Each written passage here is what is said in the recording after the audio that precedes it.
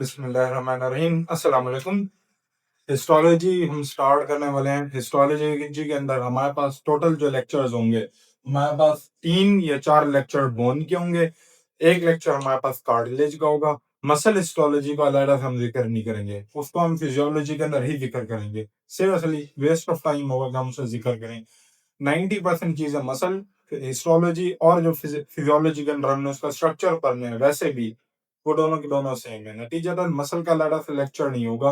Histology के total हमारे पास इंशाल्लाह 4 या 5 लेक्चर्स होंगे। सबसे पहला आज जो लेक्चर हमारे पास बोन्स बोन्स के इस पहले लेक्चर के अंदर मैं बोन की कॉम्पोजिशन, बोन बना किन चीजों से है, और मैं ये भी इंशाल्लाह जिक्र करूंगा कि बोन के सेल टाइप्स जो आपने पढ़े हुए हैं, ऑस्टियोब्लास्ट, ऑस्टियोसाइट और ऑस्टियोक्लास्ट। एक इजाफी भी हम पढ़ेंगे ऑस्टियोप्रोजेनेटर सेल्स की, जब हम एमबीबीएस के अंदर आ गए। एफएससी से तो एक लेवल ऊपर जाना है इंशाल्लाह। एनीहाउ, बोन्स, इसको हम स्टार्ट करेंगे। पहले हम इंशाल्लाह इसकी कॉम्पोजिशन को जिक्र करेंगे, बना किन चीजों से, फिर उसके बाद हम इसके सेल्स पढ़ेंगे। Anyhow, histology MBBS first year, bone histology. Bone के बारे में कुछ बातें। नंबर वन, बोन हमारे पास it is a type of connective tissue. Bone की मसल टिश्यू की जितनी टाइप्स हमारे पास, कौन सी टाइप्स हमारे पास है, ये connective tissue, muscle tissue, nervous tissue, और वो कौन सा है हमारे पास, नर्वस टिश्यू। उसके अंदर हमारे पास ये कनेक्टिव टिश्यू की टाइप है। हमारे पास बोन्स, कार्टिलेज भी कनेक्टिव टिश्यू है, मसल भी कनेक्टिव टिश्यू है। और इसके बारे में हमारे पास क्या बात है, इसके हमारे पास ये बात है, it has great strength in relation to its size. कहने का क्या मतलब है, कहने का हमारे पास मतलब ये है कि इसका साइज यानी वेट कम है, लेकिन इसकी स्ट्रेंथ बहुत ज्यादा है। इसकी स्ट्रेंथ बहुत ज्यादा है बोन की। अगर मैं 10 किलो की लोहे की बाजू बना लूं तो वो बहुत ज्यादा मजबूत तो होगा, लेकिन क्या उस 10 किलो को मैं मूव कर सकूंगा? नहीं कर सकूंगा ना। बोन के अंदर उससे थोड़े लोहे से तो कम स्ट्रेंथ है, लेकिन इसका जो साइज है, जो उसका वजन है, वो बहुत ही कम, हड्डियों का वजन बहुत ही कम है। और उनके वजन के एतबार से उनके अंदर बहुत ही ज्यादा ताकत है। आप कह रहे होंगे कि अगर इतनी ज्यादा ताकत है तो हड्डियां फ्रैक्चर क्यों हो जाती हैं? लोहे के अंदर भी तो बहुत ज्यादा ताकत है, लेकिन जब गाड़ियां आपस में एक्सीडेंट होता होगा तब लोहा भी तो बैंड हो जाता है। Anyhow, bone हमारे पास type of connective tissue है। They have a great strength in proportion to their size, and finally bone के हम कुछ functions जिक्र करते हैं। चलो ना, functions bone के हैं। Bones आप जानते हैं, सबसे पहले हमें प्रोटेक्शन प्रोवाइड करता है। जैसे रिब केज हमारा, वो हमारे पास लंग्स को, हार्ट को, बाकी चीजों को हमारे पास प्रोटेक्शन प्रोवाइड कर रहा है। इसी तरह बोन हमारे पास मसल की अटैचमेंट प्रोवाइड करता है। मसल की आप ओरिजिन इंसर्शन करेंगे, मोस्टली किससे होती हैं? बोन से ही होती हैं हमारे पास। और इसके अलावा बोन हमारे पास ब्लड के मिनरल्स मेंटेन करने के अंदर भी काम आता है, मेनली कैल्शियम और फॉस्फेट्स। अगर बोन के बॉडी के अंदर कैल्शियम ज्यादा हो रहा है तो हम उस कैल्शियम को बोन में डाल देंगे, और जब बॉडी के अंदर, ब्लड के अंदर कैल्शियम कम हो रहा है, हम बोन को तोड़ के, बोन को ब्रेक करके हम कैल्शियम ब्लड में ले आएंगे। इसी तरह और भी फंक्शंस हैं हमारे पास। फाइनली मैं कुछ हार्मोन्स का जिक्र करता चलूं। ये बोन की इंट्रोडक्शन है, इसलिए मैं यहाँ पर हार्मोन्स का जिक्र करता चल रहा हूँ मैं, ताकि आपको कुछ कॉन्सेप्ट्स याद रहो। कौन से बना? सबसे पहले हमारे पास है vitamin D. Yes, vitamin D भी एक हार्मोन है। ये तीसरे ब्लॉक में ड्रॉप इंशाल्लाह करेंगे। विटामिन डी आप जानते हैं बोन को मजबूत बनाता है। That's all. मजीद विटामिन डी की बाकी डिस्कशन वो ब्लॉक 3 के अंदर होगी। एनी, और इसके अलावा हमारे पास विटामिन डी के साथ हमारे पास विटामिन के भी है। विटामिन के एक हार्मोन नहीं है, लेकिन उसे हम यहाँ पर जिक्र करेंगे। क्यों? एक हम प्रोटीन पाएंगे ऑस्टियोकैल्सिन, विटामिन के पर डिपेंड करती है वो। इसी तरह और हमारे पास कौन से है? हमारे पास है पीटीएच।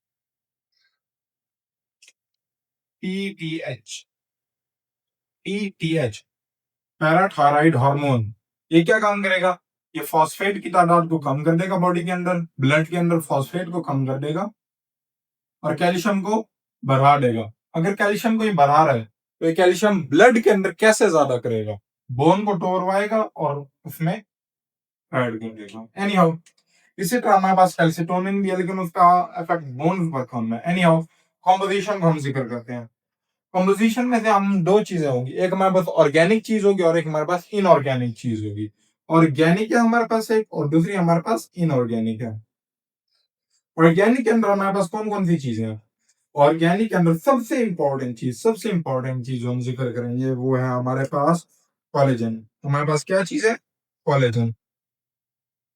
कोलेजन आपने पढ़ा हुआ है फाइब्रस प्रोटीन होता है, याद है ना? फाइब्रस प्रोटीन और ग्लोबुलर प्रोटीन।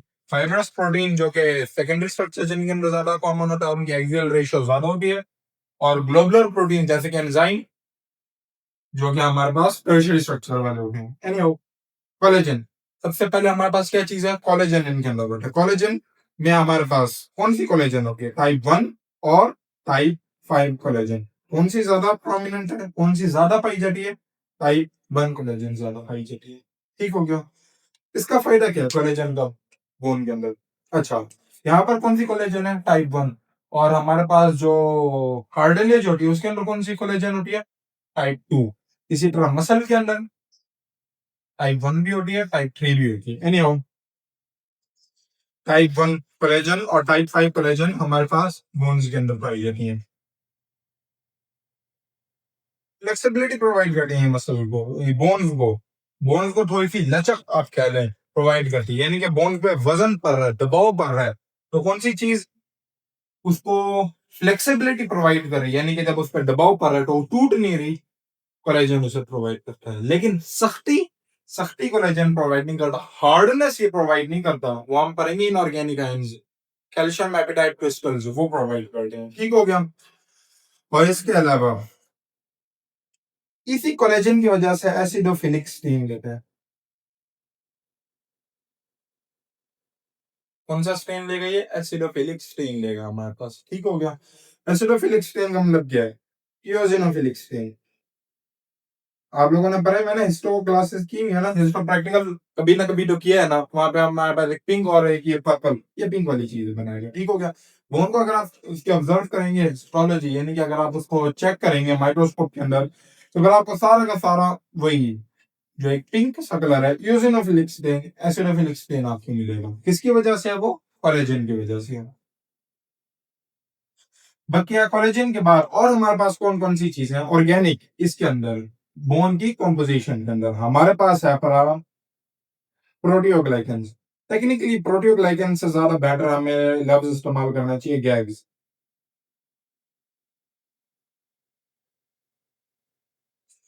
गैग्स क्या होता है हमारे पास? Glycosyl amino ग्लाइकेंस। बायोकेमिस्ट्री के अंदर ये पूरा का पूरा चैप्टर है जो कि हमने इसी ब्लॉक 2 के अंदर जिक्र करना है। एनीहाउ, अगर कार्बोहाइड्रेट के साथ प्रोटीन मिल जाए वो क्या बनाते हैं? ग्लाइकोप्रोटीन। और अगर गैग और प्रोटीन मिल जाए तो हमारे पास क्या बनता है? प्रोटियोग्लाइकेंस। गैग के खास तरह के कार्बोहाइड्रेट्स हैं, इसको हमने पूरा जिक्र करना है बायोकेमिस्ट्री के अंदर। एनीहाउ, कौन कौन से गैग्स हैं जो इनके प्रोटीन के साथ मिलकर बोन की कॉम्पोजिशन बनाते हैं? हमारे पास हाइलुरोनिक एसिड है, वेरी इंपॉर्टेंट। Hyaluronic acid. इसी तरह हमारे पास कॉन्ड्राइटिन सल्फेट, और भी बल्कि हमारे पास बहुत सारे गैग मौजूद हैं।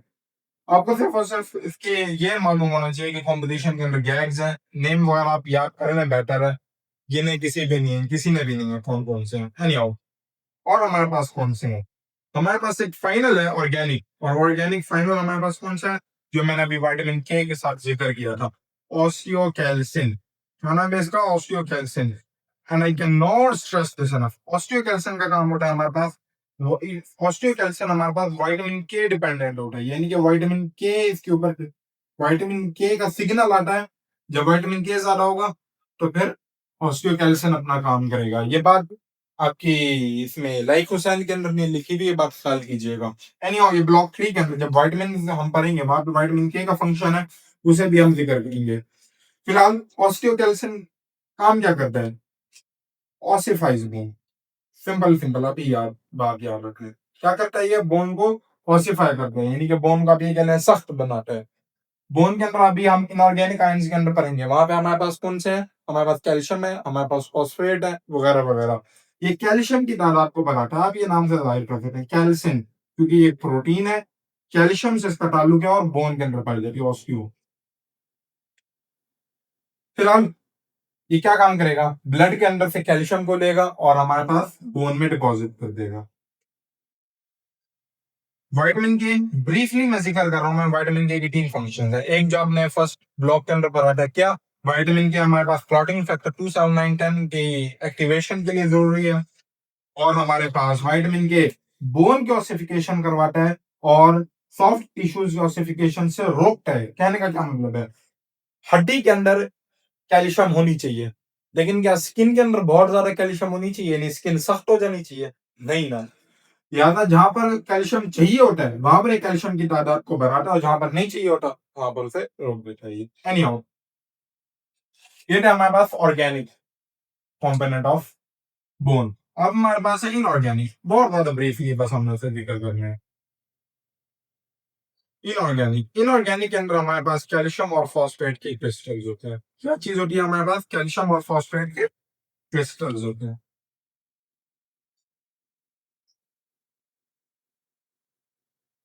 कैल्शियम और फॉस्फेट के क्रिस्टल्स हैं हमारे पास कैल्शियम और हमारे पास क्या फॉस्फेट है। इसके लिए एक लफ्ज इस्तेमाल किया जाता है, हाइड्रोक्सी एपेटाइट क्रिस्टल्स। मैं इसका फॉर्मूला लिखने वाला हूँ, आई एम सॉरी, आपको ये फॉर्मूला याद करना पड़ेगा, लेकिन ये फॉर्मूला आपके हिस्टोलॉजी के अंदर भी काम आएगा, ये हमारे पैथोलॉजी के अंदर भी काम आएगा, और ये बकिया के अंदर भी काम आएगा। क्या है हमारे पास फॉर्मूला, CA5PO4, ये आपका नाम याद करना पड़ेगा। अगर आपको ये थोड़ा भयानक नहीं लग रहा, मैं आपको मजीद बना देता हूँ, नो इशू। CA10PO4 6OH। इसी तरीके से आपने फॉर्मूला लिखना है, ख्याल कीजिएगा यहाँ पे OH के साथ डालना जरूरी है, वरना ऐसा लगेगा कि सिर्फ हाइड्रोजन के साथ दो हाइड्रोजन है, इसका मतलब क्या है, पूरा हाइड्रोक्सिल ग्रुप दो है। एनी हाउ, ये भाई कॉम्प्लेक्स कंपाउंड ट्रांजिशन एलिमेंट के अंदर जो आपने पढ़ा हुआ था, ये वही है हमारे पास। कैल्शियम फॉस्फेट क्रिस्टल्स, हाइड्रोक्सीटाइड है। अब ये देख रहे हैं, बस सिर्फ इसका डबल ही है, क्योंकि फॉर सम रीजन ये अकेला एग्जिस्ट नहीं कर पाता, ये दो कंबाइन करते हैं तो एग्जिस्ट करते हैं, लिहाजा ये हमारे पास फॉर्मूला इसका बना हुआ है। मेन बात क्या है इसके बारे में, it provides rigidity to the bones. Bone को सख्त बनाता है ये, यानी कि बोन हड्डी सख्त है। क्यों है सख्त, हार्ड है, क्यों है सख्त, इनऑर्गेनिक क्रिस्टल्स की वजह से, हाइड्रोक्सीपेटाइट क्रिस्टल्स होते हैं हमारे पास, उसकी वजह से हमारे पास ये बोन स्ट्रॉन्ग है। Anyhow, brief overview. Bone cells पे मूव करने से पहले, बोन हमारे पास टाइप ऑफ कनेक्टिव टिश्यू है, they have great strength in proportion to their size. इनके फंक्शंस के अंदर प्रोटेक्शन आता है, हमारे पास ये मिनरल्स को मेंटेन करते हैं, मसल के अटैचमेंट प्रोवाइड करते हैं, एंड एटसेट्रा। हार्मोन्स में हमारे पास विटामिन डी और विटामिन के जरूरी है, और हमारे पास पैराथायराइड हार्मोन कैल्शियम की तादाद को ब्लड के अंदर बढ़ा देता है। मैं यहाँ पे लिख दूं ब्लड के अंदर, इन ब्लड, ये ब्लड के अंदर कैल्शियम की तादाद को बढ़ाता है। ब्लड के अंदर कैल्शियम कहां से ये डाल रहा है, बोन को तोड़ रहा है, बोन को तोड़ेगा और कैल्शियम को ऐड करेगा। ऑर्गेनिक क्रिस्टल्स, ऑर्गेनिक कॉम्पोजिशन के अंदर ऑर्गेनिक चीजें और इनऑर्गेनिक चीजें। ऑर्गेनिक के अंदर हमारे पास कोलेजन है, type 1 type 5 collagen provide, type 1 और टाइप 5 कोलेजन इसके अंदर होती है। ये फ्लेक्सिबिलिटी प्रोवाइड करता है, लचक सी प्रोवाइड करता है, यानी कि अगर आप बोन पे वजन डाल दें तो बोन नहीं टूटेगी। क्यों नहीं टूटेगी, इसकी वजह से, कोलेजन की वजह से। एसिडोफिलिक स्टेन, यूजोनोफिलिक स्टेन, माइक्रोस्कोप के अंदर आप देखें आपको सारा का सारा पिंक पिंक सा दिखाई दे रहा है, क्यों दिखाई दे रहा है, इसी कोलेजन की वजह से। प्रोटियोग्लाइकेंस, प्रोटियोग्लाइकेंस में हमारे पास गैस और प्रोटीन साथ मिलेगा, उसकी वजह से हमारे पास फंक्शन, इसका मैं फंक्शन जिक्र करना भूल गया, ये कंप्रेशन से बचाता है, दबाव से। यानी कि आप ये कह लें कि बोन है, मिसाल के तौर पर अगर बोन को यूं दबाया जा रहा है, बोन को हम इस तरह करके दबा रहे हैं, तो ये क्यों नहीं दब रही, लाइक इस तरह से क्यों नहीं हो रही, इसलिए नहीं हो रही क्योंकि हमारे पास प्रोटीओग्लाइकेन है। प्रोटीओग्लाइकेन कंप्रेशन से बचाता है। ऑस्टियोकैल्सिन विटामिन के पे डिपेंड करता है और बोन को सख्त बनाता है, बोन के अंदर ये क्रिस्टल वगैरह ज्यादा कर देता है ये। इनऑर्गेनिक के अंदर हमारे पास कैल्शियम और फॉस्फेट है, हाइड्रोक्सी एपिटाइट क्रिस्टल्स, और ये formula, these are very important, ये आपको याद होनी चाहिए। और ये सख्ती प्रोवाइड करता है, रिजिडिटी प्रोवाइड करता है हमारे पास बोन्स को। अस्सलाम वालेकुम। बोन्स का हम हिस्टोलॉजी का टॉपिक कंटिन्यू कर रहे हैं। ये हमारा पहला लेक्चर का ही पार्ट है हमारे पास। कौन सा? अब हम जिक्र करेंगे types of cells. Bone histology हम जिक्र करें एमबीबीएस फर्स्ट ईयर, उसमें से हमने जिक्र करना है 4 तरह के सेल्स को। एक बोन्स बनाने वाले, बन गए उसके बाद जो मैच्योर सेल्स जो बोन के अंदर यूजुअली पाए जाएंगे, ऑस्टियोसाइट्स, और फिर जब बोन को डिसॉल्व करने की बारी होगी, बोन को खत्म करने की, तो हमारे पास ऑस्टियोक्लास्ट्स, ऑस्टियोप्रोजेनेटर सेल्स। इनसे हम स्टार्ट करते हैं। ऑस्टियोप्रोजेनेटर सेल्स हैं क्या? Inactive osteoblast. इससे ज्यादा आपने कोई टेंशन नहीं लेनी। इनएक्टिव ऑस्टियोब्लास्ट, इनका ऑस्टियोब्लास्ट अभी काम करना उन्होंने स्टार्ट नहीं किया, वो अभी अपनी रेस्टिंग सूरत हाल के अंदर है, तो हमने क्या कहेंगे? ऑस्टियोप्रोजेनेटर सेल्स। थोड़ा सा फर्क है, यानी कि इन्हें आप इतना परफेक्टली रेस्टिंग नहीं कह सकते, क्योंकि बकायदा एक खास तरह की चेंज आती है यहाँ से लेकर यहाँ तक जाने में। सिर्फ ये नहीं कि ये बड़ा हो जाएगा और बस ये बन जाएगा, ऐसा नहीं होता। लेकिन आइडियली हम ये कह सकते हैं दे आर इनएक्टिव और रेस्टिंग ऑस्टियोब्लास्ट। इन्होंने भी अपना काम करना स्टार्ट नहीं किया। ये हमारे पास एलिप्सॉइड शेप के होते हैं। एलिप्सॉइड शेप क्या होती है मेरे भाई लोगों? एलिप्सॉइड शेप होती है तकरीबन इस तरह की। ये मैं बना रहा हूँ ना, जो अजीब सा एक बनता है हमारे पास, इस शेप को ही हम ऑस्टियो एलिप्सॉइडल सेल कहेंगे। इसके अंदर हमारे पास जो न्यूक्लियस होगा वो हमारे पास ओवल या फ्लैट एंड होगा।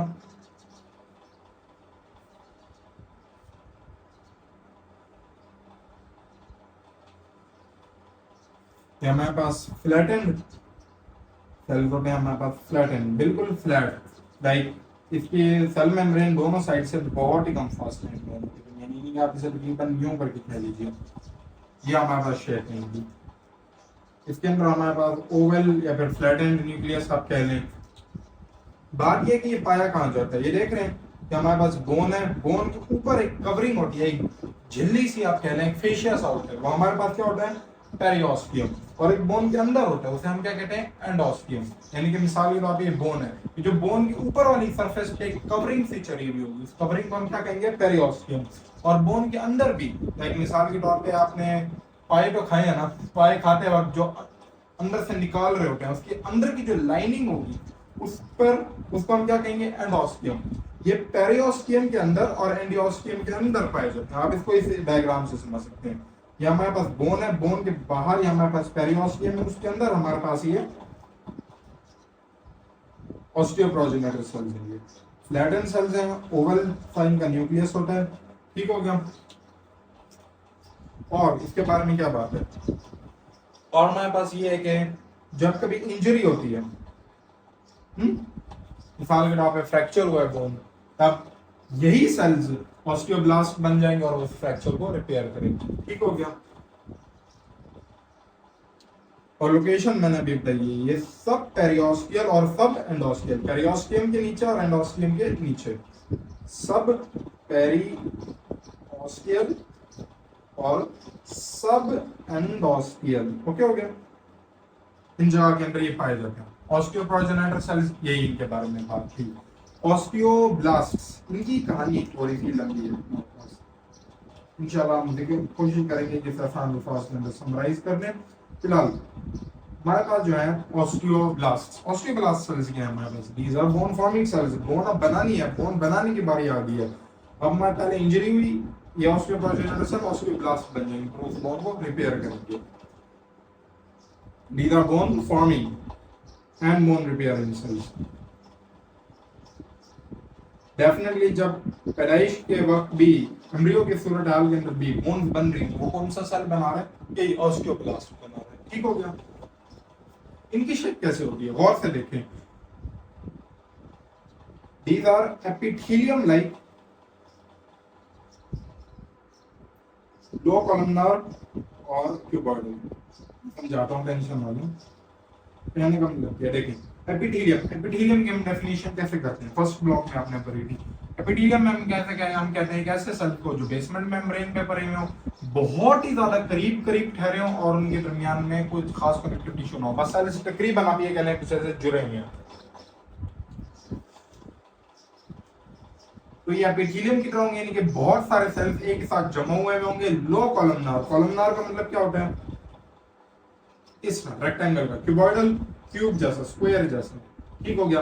इस तरह के ये सेल्स होंगे और ये हमारे पास बोन बनाने के लिए एक साथ काम करेंगे। जब ये नई नई बोन बनाएंगे तो डेफिनेटली वो नई मेच्योर बोन की तरह तो नहीं होगी ना। उसके लिए एक लफ्ज इस्तेमाल किया जाता है ऑस्टियोइड। क्या लफ्ज इस्तेमाल किया जाता है? Osteoid. This is very important कि आप ये लफ्ज याद रखें। ऑस्टियोइड की हमारे पास इमेच्योर बोन मैट्रिक्स, अभी बोन सही तरीके से नहीं बनी है डेफिनेटली, अभी सिर्फ उन्होंने एक बोन का एक ढांचा साफ कहने बनाया, अभी उसको डेफिनेटली उसमें अरेंजमेंट होनी है फाइबर्स की, उसमें कैल्शियम वगैरह की तादाद को हमने बढ़ाना है। ऑस्टियोइड की हमारे पास ये हमारा इमेच्योर एंड अनमिनरलाइज्ड, आल्सो अनमिनरलाइज्ड। अनमिनरलाइज्ड का मतलब क्या है? जो इसमें मिनरल्स थे कैल्शियम फॉस्फेट वगैरह वो इसमें अभी कम है, इसमें अभी मजीद कैल्शियम और फॉस्फेट डालेंगे। अभी जो फाइबर हैं वो अजीब सी यानी इरेगुलर हैं, उनको रेगुलर शेप के अंदर लाएंगे तो हमारे पास मेच्योर बोन बन जाएगी। ठीक हो गया। अच्छा एक और बात यहाँ पर, ये जो ऑस्टियोप्रोजेनाइट और ऑस्टियोब्लास्ट दोनों के दोनों बेसोफिलिक स्टेन। कौन सा स्टेन लेंगे हमारे पास? ये बेसोफिलिक स्टेन, यानी कि जो ये पर्पल टाइप कलर नहीं होता जो एस्ट्रो पेंसिल्स आप इस्तेमाल करते हैं उसमें, इसको आपने बेसोफिलिक कलर देना। ये वही बेसोफिलिक है जो ये देख रहे हैं न्यूक्लियस के लिए मैं इस्तेमाल कर रहा हूँ, इनमें भी सब में न्यूक्लियस।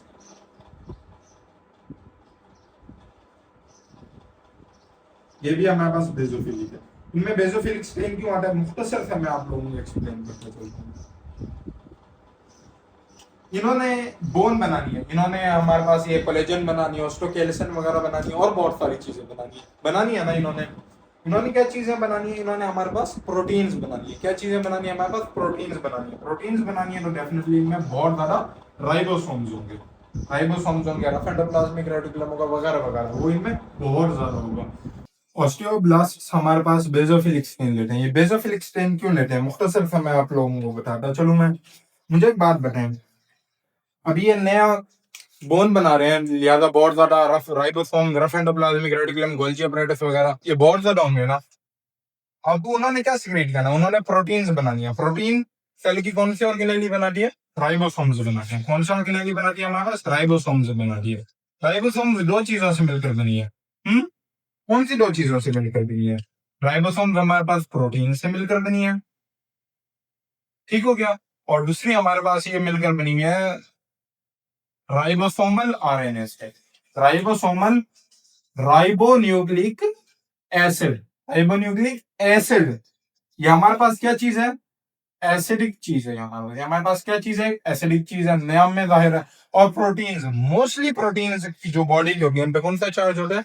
नेगेटिव चार्ज होता है। ये बात याद रखिएगा। हिस्टोन एक एक्सेप्शन है, उस पर पॉजिटिव चार्ज है, लेकिन नॉर्मली प्रोटीन्स पे कौन सा चार्ज होता है?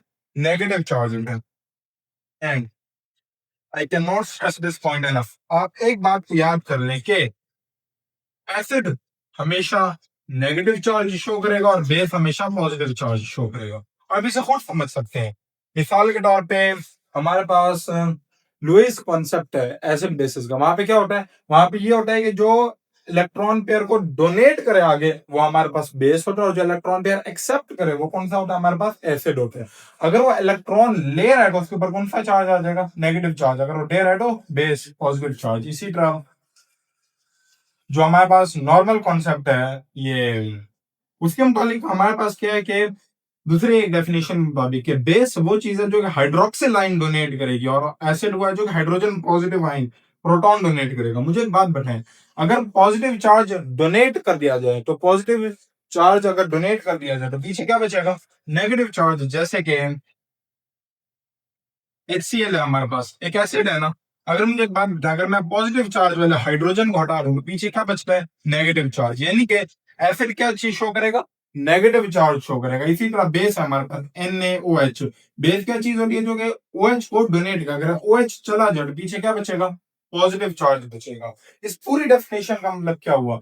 एसिड एक ऐसी चीज है जो हमेशा एक ऐसी हरकत करती है कि उस पर नेगेटिव चार्ज है। बेस ऐसी चीज है जो हमेशा कुछ ना कुछ ऐसा करेगी कि उसके ऊपर पॉजिटिव चार्ज है। कन्वर्सली अगर किसी के ऊपर पॉजिटिव चार्ज आ रहा है तो मैं कह सकता हूं कि वो बेसिक नेचर रखती है, और अगर किसी के ऊपर नेगेटिव चार्ज है तो मैं कह सकता हूं कि वो एसिडिक नेचर रखती है। Why is it important? मुझे एक बात बताएं, प्रोटीन के ऊपर कौन सा चार्ज है? नेगेटिव चार्ज है। तो इसका मतलब क्या हुआ?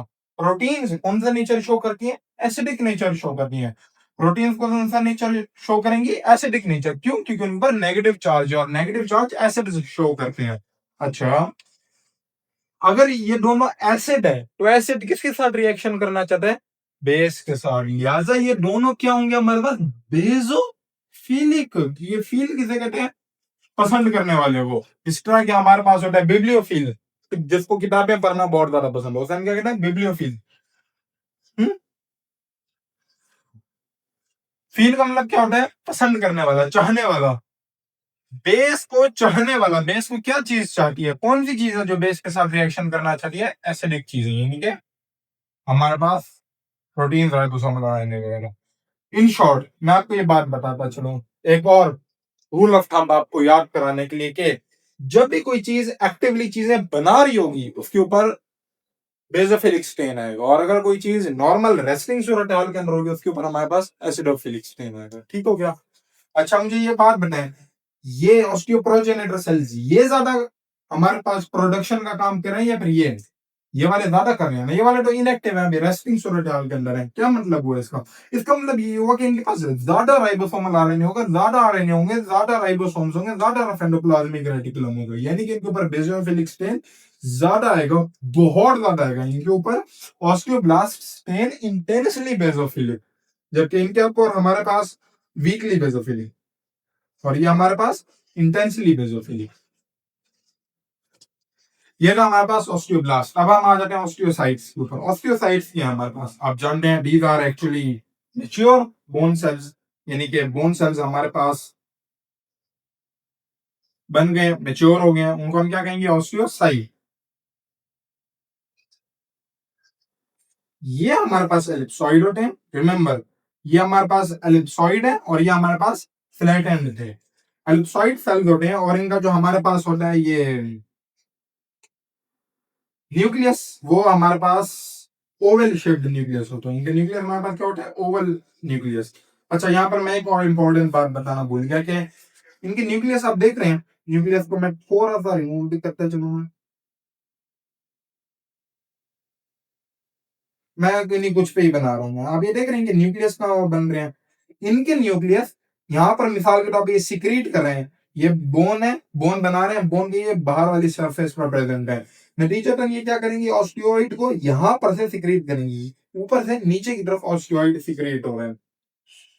न्यूक्लियस जिस तरफ उन्होंने ऑस्टियोइड बनाना है उससे दूसरी तरफ होते हैं, यानी कि अवे फ्रॉम द ऑस्टियोइड। और बस यही बात इसके बारे में। फिलहाल ये लिंक पे हमारे पास क्या, ओवल न्यूक्लियस होता है। इनके अंदर एक खास बात है कि ये they lie between the lamellae of Haversian canals, lie between the lamellae of Haversian canals. Haversian canal क्या है, इसके ऊपर एक अलग से वीडियो मुझे बनानी पड़ेगी। इन शॉर्ट आप इस बात को इस तरीके से समझ सकते हैं कि एक बड़ा सा शहर है, उसके अंदर मेन मेन रोड्स होंगी और फिर छोटी छोटी हमारे पास गलियां होंगी। जो छोटी छोटी गलियां हैं ये हमारे पास लेमिलाई है, ये हमारे पास ये है, मिसाल के तौर पे ये एक लेमिलाई है, ये दूसरा लेमिलाई है, और जो ये अंदर है ये हमारे पास तीसरा लेमिलाई है। एक लेमिला और दूसरा लेमिला उसके दरमियान में ये पाए जाते हैं। ठीक हो गया। अगेन मजीद डिटेल्स हम इसको एवर्जन सिस्टम वाली वीडियो के अंदर जिक्र करेंगे। इन शॉर्ट हमारे पास मेच्योर बोन है, एलिप्सॉइड शेल है, एलिप्सॉइड सेल है, ओवल शेप्ड का न्यूक्लियस है, और ये लेमिला के दरमियान में पाए जाते हैं। ये भी हमारे पास वीक बेसोफिलिक स्टेन लेंगे, ये भी हमारे पास क्या, कौन सा स्टेन लेंगे, वीक बेसोफिलिक। आप कह रहे होंगे कि वीक बेसोफिलिक ले रहे हैं, काम तो ये कुछ कर नहीं रहे। नहीं, ये अच्छा खासा काम कर रहे हैं। क्या काम कर रहे हैं हमारे पास, देखते हैं। Number one, they maintain the matrix, यानी कि ये बना लिया आपने तो अब ये ऐसा तो नहीं है कि ये बस बन गया तो ये कभी नहीं टूटेगी। डेफिनेटली आपके बॉडी के तकरीबन सारे के सारे सेल्स टूट रहे हैं, दोबारा बन रहे हैं। इसी तरह बोन के हमारे पास एक मैट्रिक्स है, यानी कि उसमें खास तादाद में कैल्शियम होनी चाहिए, खास तादाद में फॉस्फेट होनी चाहिए। तो वो कौन मेंटेन कर रहा है, ऑस्टियोइड्स, ऑस्टियोसाइट्स। देखा ना, ये तो सिर्फ बनाएंगे, लेकिन बन गया बोन, अब उसको मेंटेन रखना है। लाइक अब जो ये सूरत हाल है उसको मेंटेन रखना है, वो कौन से सेल्स रखेंगे, ऑस्टियोसाइट्स। मोर ओवर ये हमारे पास एक प्रोटीन सिक्रेट, ये हमारे पास प्रोटीन सिक्रेट करते हैं, मैट्रिक्स मेटालोप्रोटीनेजेस, मैट्रिक्स मेटालोप्रोटीनेजेस। इनके ऊपर अगर आप बायोकेमिस्ट्री के अंदर जाए तो बहुत लंबी एक बहस है। मैं इसको मुख्तसर से आपको बता देता हूँ ये क्या काम करना है। ये खास तरह के एंजाइम सिक्रेट करते हैं जिसके जरिए से बोन को तोड़ते हैं। बोन को क्या करते हैं, थोड़ा थोड़ा सा तोड़ते हैं। क्यों तोड़ रहे हैं ये बोन को, क्योंकि इसके जरिए से कैल्शियम हासिल होंगे। नतीजतन अगर बॉडी के अंदर, ब्लड के अंदर कैल्शियम ज्यादा है कैल्शियम कम है, आप जानते हैं कि अगर कैल्शियम कम हो ब्लड के अंदर तो उसकी वजह से टेटनी हो सकती है, और अगर टेटनी हो डायफ्राम की होगी तो डायफ्राम अकर जाएगा, बंदा सांस नहीं ले सकेगा, रेस्पिरेटरी डिस्ट्रेस के अंदर चला जाएगा, बंदा मर सकता है। अगर बॉडी के अंदर कैल्शियम की तादाद कम होगी है तो बॉडी कैसे कैल्शियम को बढ़ा सकती है? कैल्शियम तो बोन के अंदर कुट कुट के नहीं भरा हुआ, हम क्या काम कर सकते हैं? और इसे हम बोन को तोड़ दें, कैल्शियम हमें हासिल हो जाएगी, वो बोन के अंदर रिलीज हो जाएगी। फिलहाल ये हमारे पास क्या काम करते हैं ऑस्टियोसाइड्स, मैट्रिक्स को मेंटेन करते हैं, दूसरा इन एंजाइम्स के जरिए से ये ब्लड की कैल्शियम को मेंटेन रखते हैं। ठीक हो गया। इसके लिए आप ये देख रहे हैं अच्छी खासी जगह क्यों, इसके लिए अच्छी खासी जगह चाहिए होगी। ऑस्टियोसाइड ऑस्टियोक्लास्ट, ये हमारे पास थोड़ा सा लंबा टॉपिक है। क्या हमारे पास number one bone forming cells osteoblast, अगर वही मेच्योर होंगे इनएक्टिव होंगे तो ऑस्टियोप्रोजेनेटर सेल्स। जब ये बोन ऑस्टियोब्लास्ट बन गया, उन्होंने बोन बना ली, तो यही बोन के दरमियान में फंसे रहते हैं। लाइक बोन बना ली इन्होंने, अपने इर्द गिर्द भी इन्होंने ऑस्टियोसाइड ऑस्टियोइड सीक्रेट कर दिए, इर्द गिर्द भी, सिर्फ यहाँ पर नहीं करेंगे, इर्द गिर्द भी, बाहर से भी वो कर रहे होंगे अपने इर्द गिर्द भी। तो फिर बीच में फंस गए, लाइक जो इन्होंने खुद ही अपने गिर्द एक सीमेंट की आप ये कह लें दीवार फंसा ली है, तो अब वहीं पर जहां पर वो ठहरे हुए हैं वहां पर वो ऑस्टियोसाइट के अंदर कन्वर्ट हो जाएंगे। फिर हमारे पास आ जाने ऑस्टियोक्लास्ट। अब ये क्या काम करेंगे? बोन डिसॉल्विंग सेल्स, ये इनका काम है बोन को डिसॉल्व करना, बोन को खत्म करना है इन्होंने। बोन डिसॉल्विंग सेल्स है हमारे पास, totally distinct from other cells, मुकम्मल तौर पे ये बकिया सेल्स की तरह नहीं है। ये इनके और बकिया सेल्स के अंदर बहुत ज्यादा फर्क है। कैसे? मैंने आपको बताया था, ये मिसाल के तौर पे हमारे पास सबसे पहले आप जानते हैं बोन्स हमारी किस मेथड से बनती है? इससे मोस्टली एंडोकॉन्ड्रल ऑसिफिकेशन, यानी मिसाल के तौर पे हमारे पास पहले मेसोडर्म था, मेसोडर्म हमारे पास बन जाएगा मेसेनकाइम के अंदर, मेसेनकाइम हमारे पास बना देगा कार्टिलेज, कार्टिलेज हमारे पास बन जाएगी बोन। कार्टिलेज को बनाने वाले सेल्स उन्हें हम क्या कहते हैं? कॉन्ड्रोब्लास्ट। बोन बनाने वाले ऑस्टियोब्लास्ट, कार्टिलेज बनाने वाले कॉन्ड्रोब्लास्ट। जब कॉन्ड्रोब्लास्ट कार्टिलेज का एक मॉडल बना देंगे, नहीं एक शक्ल सा, ये कह लें एक मॉडल सा बना देंगे बोन का, तो फिर वही जो कॉन्ड्रोब्लास्ट है वो बन जाएंगे ऑस्टियोब्लास्ट। ऑस्टियोब्लास्ट बोन को ऑस्टियोइड सीक्रेट करेंगे और फिर वो उसे मजीद सख्त बनाएंगे। फिर वही ऑस्टियोब्लास्ट अगर रेस्टिंग सूरत हाल के अंदर चले जाए ऑस्टियोप्रोजेनेटर सेल्स हैं, और अगर वो मजीद मेच्योर हो जाए तो वो ऑस्टियोसाइट्स हैं। लेकिन ऑस्टियोक्लास्ट उनसे नहीं बने, ये तो सारे के सारे कॉन्ड्रोब्लास्ट से बने थे ना। कॉन्ड्रोब्लास्ट इसमें बन गए, फिर जब इन्होंने बोन बना ली कुछ ये बन गए, कुछ इनएक्टिव सूरत हाल के अंदर चले गए। लेकिन ऑस्टियोक्लास्ट इनसे नहीं आए, ऑस्टियोक्लास्ट हमारे पास आए हैं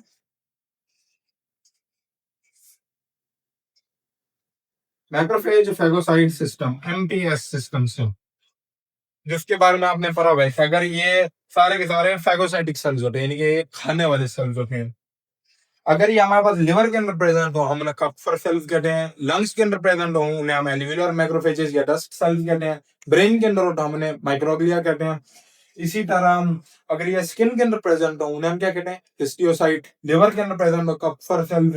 इसी तरह अगर ये बोन के अंदर प्रेजेंट हो तो हम इन्हें क्या कहते हैं? ऑस्टियोक्लास्ट। ये एक खानदान है, और खानदान उस खानदान के वो खास तरह के सेल्स जो कि बोन के अंदर पाए जाते हैं उन्हें हम क्या कहते हैं? ऑस्टियोक्लास्ट। ये मैंने एक ऑस्टियो क्लास बनाया हुआ है, देखिएगा और से मैं इसके मुताबिक क्या करने वाला हूं।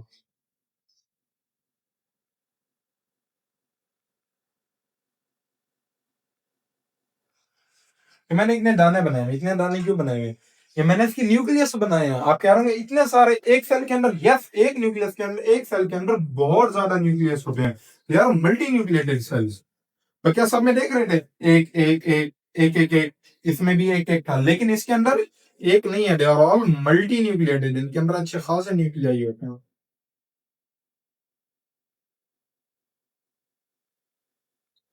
और इसके अलावा और क्या बात है हमारे पास? इनमें कौन सा स्टेन है? बेजोफिलिक। इसमें भी कौन सा स्टेन है? बेजोफिलिक। इसमें भी हमारे पास कौन सा स्टेन है? बेजोफिलिक। ये वाहिद तरह के सेल्स हैं जिनके अंदर एसिडोफिलिक स्टेन हो, एसिडोफिलिक स्टेन हो गए इनके अंदर। क्यों क्यों इनके अंदर एसिडोफिलिक स्ट्रेन होता है मेरे भाई? क्योंकि इनके अंदर मेम्ब्रेन वाली चीजें ज्यादा होती हैं। अगेन इन्होंने ऑस्टियोक्लास्ट से इन्होंने क्या करना है? बोन को डिसॉल्व करना है, बोन को खत्म करना है, बोन को तोड़ना है। बोन को तोड़ने के लिए डेफिनेटली लाइसोसोम सिक्रेट करेंगे, एंजाइम सिक्रेट करेंगे, वेसिकल सिक्रेट करेंगे। वो वेसिकल क्या काम करेगा? उसमें एंजाइम में वो बोन को तोड़ देंगे।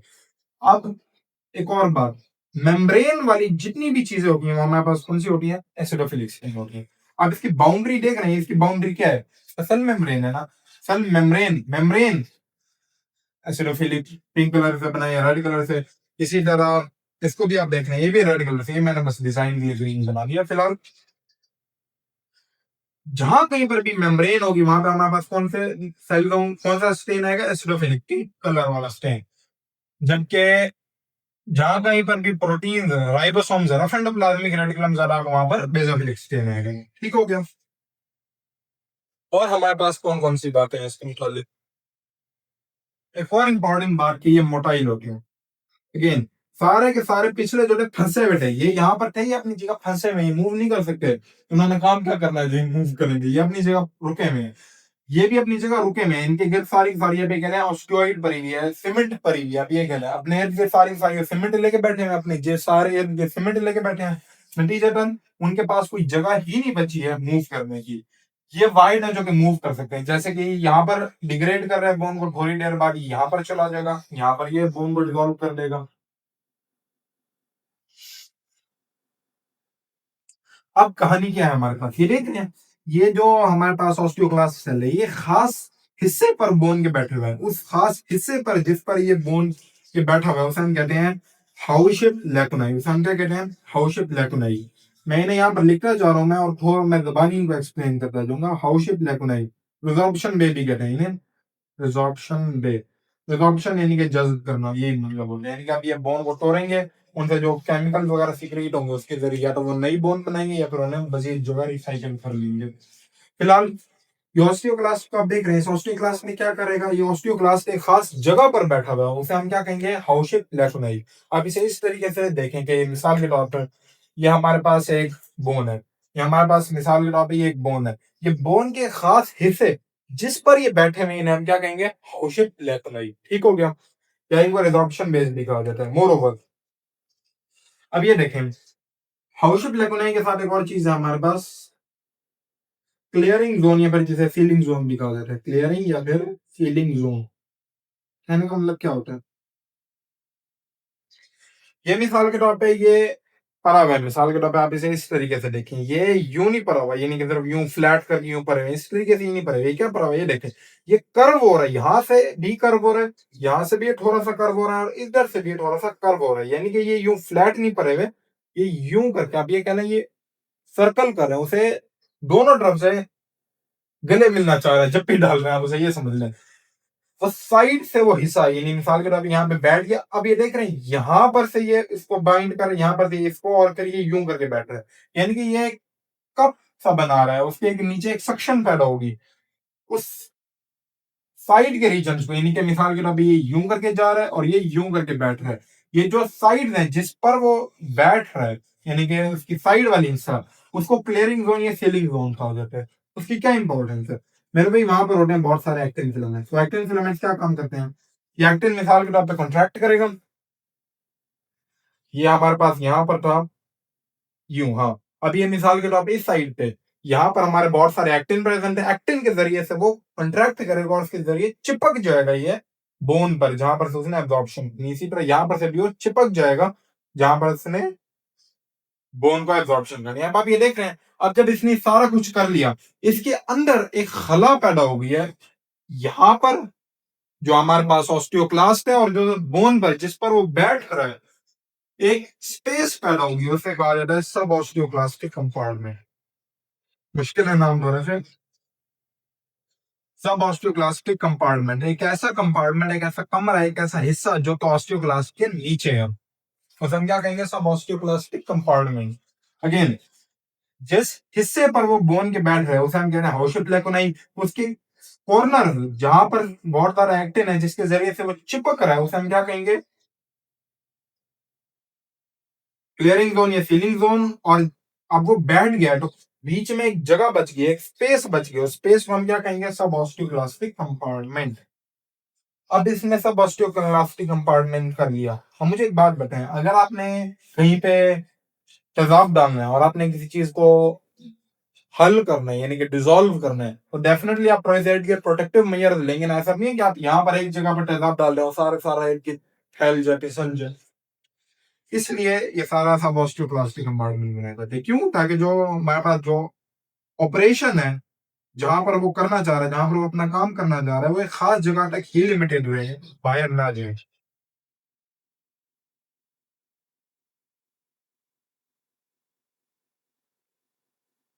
अब उसने सारा कुछ कर लिया, वो अपनी जगह पर हाउस शेप वहीं पर बैठ गया, साइड से क्लियरिंग जोन, सीलिंग जोन से वो चिपक गया सेल के साथ, और फिर वहां पर एक सब ऑस्टियोक्लास्टिक कंपार्टमेंट क्रिएट हो गया। अब ये क्या करेगा? अब मेरे भाई ये सिक्रिएट करेगा हाइड्रोजन आयंस, यानी कि ये एसिड सिक्रिएट करेगा। एसिड क्यों सिक्रिएट करेगा? बॉन्ड को डिसॉल्व करने के लिए। और ये बकिया मैट्रिक्स मेटालोप्रोटीनेजेस, ये भी सिक्रिएट करेगा। क्यों सिक्रिएट कर रही है? मैट्रिक्स मेटालोप्रोटीनेजेस कौन थे? जैसे कि कोलेजनेज वगैरह, कोलेजन को तोड़ने वाला एंजाइम कोलेजनेज एंजाइम। उसको तोड़ने वाले जो हमारे पास एंजाइम है, वो हमारे पास कौन से हैं? कोलेजनेज। कोलेजनेज एक बड़ा खानदान के अंदर, लाइक जो उसकी बिगर फैमिली है, उसको हम क्या कहते हैं? मैट्रिक्स मेटालोप्रोटीनेजेस। ये सिक्रिएट करेगा, इसके जरिए से बॉन्ड डिसॉल्व हो जाएगी। एक मैं यहाँ पर मुख्तसर सी एक बात जिक्र करता चलूं मैं, जो कि लाइक हुसैन के अंदर नहीं लिखी हुई लेकिन इंपॉर्टेंट है। हाइड्रोजन आयंस आप देख रहे हैं, हाइड्रोजन आयंस डेफिनेटली अब इसने कहीं से निकालने हैं ना, कहीं से लिबरेट कराने हैं। लाइक हाइड्रोजन आयन ऐसा नहीं है कि हवा में पड़े हुए उसे मिल जाएंगे। ये क्या काम करेगा? एक एंजाइम होता है हमारे पास, carbonic anhydrase enzyme. Carbonic anhydrase, आप कह रहे हैं जो हीमोग्लोबिन वाला नहीं है, जो कार्बन डाइऑक्साइड और वाटर के साथ रिएक्शन करवाता था, वो कार्बोनिक एनहाइड्रेज वन एंजाइम है। ये टू एंजाइम है, कार्बोनिक एनहाइड्रेज टू एंजाइम है, उसके जरिए से हाइड्रोजन आयंस को सीक्रेट करवाते हैं। क्या इसकी क्लिनिकल इंपॉर्टेंस है? मुझे एक बात है, सपोज करें अगर ये एंजाइम काम नहीं कर रहा, क्या हाइड्रोजन आयंस निकल सकेंगे? नहीं निकल सकेंगे। क्या बोन डिसॉल्व हो सकेगी? नहीं हो सकेगी। अगर बोन डिसॉल्व नहीं हो सकेगी तो इसका मतलब क्या है?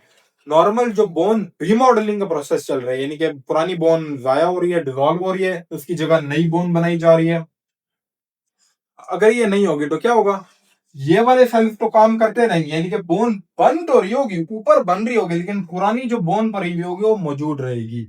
क्या नुकसान होगा? सपोज करें बोन बनती जा रही है, लेकिन जो डिसॉल्व होनी थी वो नहीं हो रही थी, क्या होगा? बोन की डेंसिटी बहुत ज्यादा हो जाएगी, बहुत ज्यादा रिजिड, सख्त सी हड्डियां बन जाएंगी। उन्हें हम क्या कहेंगे? ऑस्टियो। उन्हें हम क्या कहेंगे? Marble bones. ऑस्टियोपेट्रोसिस। ऑस्टियोपोरोसिस तो आपने पढ़ा हुआ है, यानी कि अगर बोन की डेंसिटी कम हो जाए ऑस्टियोपोरोसिस, अगर ज्यादा हो जाए ऑस्टियोपेट्रोसिस। अगर वो कुछ रिसर्चेस कहती है कि वो इस एंजाइम की कमी की वजह से, ये एंजाइम नहीं होता, हाइड्रोजन आयंस नहीं बन पाते, एसिड नहीं बन पाता, ऑस्टियोब्लास्ट बोन डिसॉल्व नहीं कर पाते, नतीजतन पुरानी बोन जो है ठहरी हुई थी, जिसको डिसॉल्व करने की जरूरत थी, वो नहीं होती। ये था हमारे पास सारे के सारे बोन की टाइप्स और इनके हमारे पास सेल्स। मजीद हमारे पास इसमें कोई एक खास बात नहीं बची हुई। हाँ, एक मैं मुख्तसर सी बात जिक्र करता चलूं मैं, जो कि मेरे नजदीक इंपॉर्टेंट है यहाँ पर।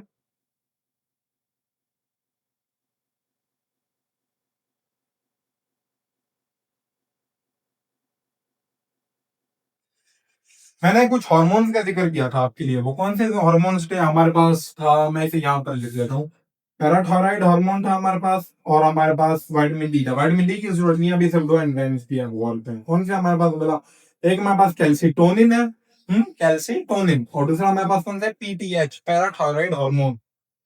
पैराथायराइड हार्मोन क्या करता था हमारे पास? कैल्शियम को हमारे पास ज्यादा करता है। ठीक हो गया। और ये क्या, कैल्सिटोनिन क्या काम करता है? कैल्शियम को कम करता है ब्लड के अंदर। अगेन वेरी इंपॉर्टेंट पॉइंट, ये ब्लड की बात हो रही है, खून के अंदर। ये कैल्शियम को बढ़ाता है और ये कैल्शियम को कम करते हैं। क्यों इसकी इस बात की इंपॉर्टेंस है? मुझे एक बात बताएं, अगर मैं मिसाल के तौर पे कैल्सिटोनिन लेता हूं, मैं कैल्सिटोनिन क्या काम करेगा? कैल्सिटोनिन आकर इस पर भाई,